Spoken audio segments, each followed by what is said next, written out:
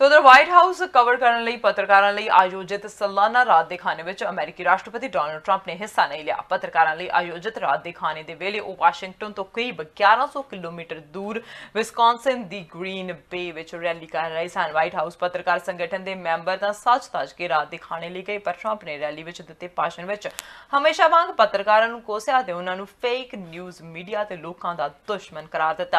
Rally ਵਿੱਚ Trump ने पत्रकारों वाल इशारा करते हुए आख्या कि ਉਹ फर्जी लोग ਹਨ। ट्रंप ने आख्या मैं तुहानू दसदा हाँ कि की चीज़ फर्जी है, उन्हां दी रेटिंग फर्जी है क्योंकि लोग उन्हां उत्ते विश्वास नहीं करते। दूजे पासे वाशिंगटन विच WHCA के प्रधान ओलिवर नॉक्स ने रात के खाने में हिस्सा लैण वाले पत्रकारों को आख्या कि वह ट्रंप के बारे ज़्यादा कुछ नहीं कहेंगे, पर राष्ट्रपति वालों की जाने वाली बयानबाजी को खारिज किया जाना चाहिए।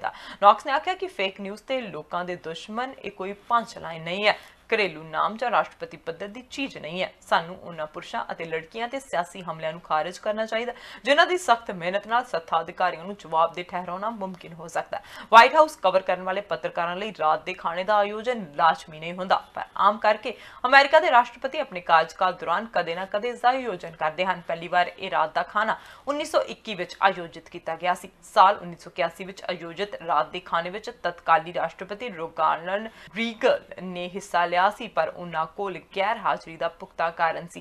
असल में रीगन की हत्या की कोशिश की गई सी, जिस दौरान उन्हां नूं गोली लगी सी ते इस तों बाद वो सेहतमंद हो गए सन। By this point, there's no way you're not sick of hearing me talk, so I'm going to keep this short.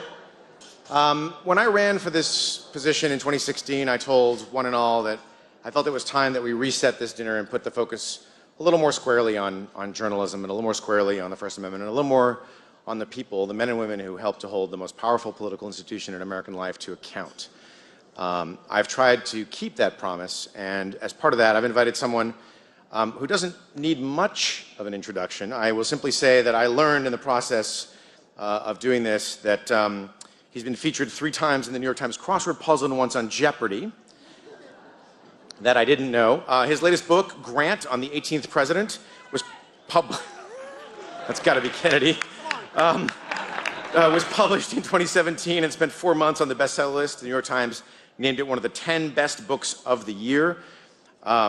The Lincoln Journal star of Nebraska said the book, quote, cements Chernow's reputation as America's preeminent historic biography. You, of course, know about that other little book that got a little bit of attention called Hamilton, maybe? I asked Ron to put the current moment in historical context. Didn't tell him what to say, told him roughly how long he had to say it. Please join me in welcoming Ron Chernow. Thank you for that lovely introduction, Olivier. I confess that I was surprised when I received the invitation to speak here tonight. I mean, I knew they weren't approaching me as an international sex symbol, right? Then Olivier told me that they wanted to try boring at this year's dinner, and I said, oh, I can deliver on that big time. Now you're talking my language. So here I am, your 20-minute sedative for the evening. Now, it's nice to see such a healthy turnout tonight. As you all know, on Tuesday, the president let it be known that he wanted members of his administration to stay away from this dinner. And at first, I was puzzled by this news.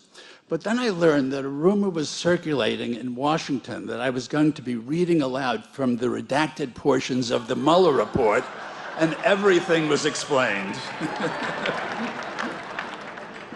Of course, there's been some squawking from the comedians, and I'm sorry about that. Frankly, I thought that those folks would have a little more of a sense of humor about my selection. After all, they are comedians. But we need them now more than ever during this surreal interlude in American life. As Will Rogers once observed, people are taking their comedians seriously and their politicians as a joke, and that certainly describes our topsy-turvy moment. I sincerely hope the comics will be back for many more star turns in the future. Meanwhile, it's always fun for a serious historian to stand in the crossfire of an active war zone. When I asked a friend what the atmosphere would be like at this dinner, he replied, "Oh, the Roman Colosseum." Now, being a dutiful historian, I thought I should research my audience, so I picked up a copy of Henrik Ibsen's great play, Enemy of the People. I hadn't realized before that the president was a student of Norwegian literature. Did you know that? The drama takes place in a small Norwegian town that hopes the discovery of mineral springs will turn the sleepy backwater into a thriving spa. Then the hero of the play, Dr. Thomas Stockman, discovers that the miraculous springs are actually polluted and breeding typhoid and other diseases.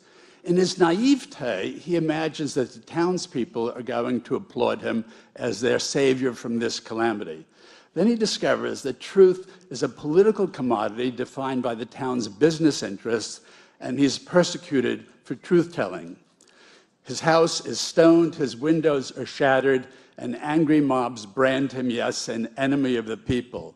So the next time you're dubbed an enemy of the people, please think of the term in the Norwegian sense and wear it as a badge of honor.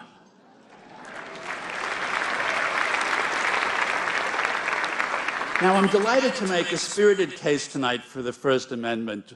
We now have to fight hard for basic truths we once took for granted.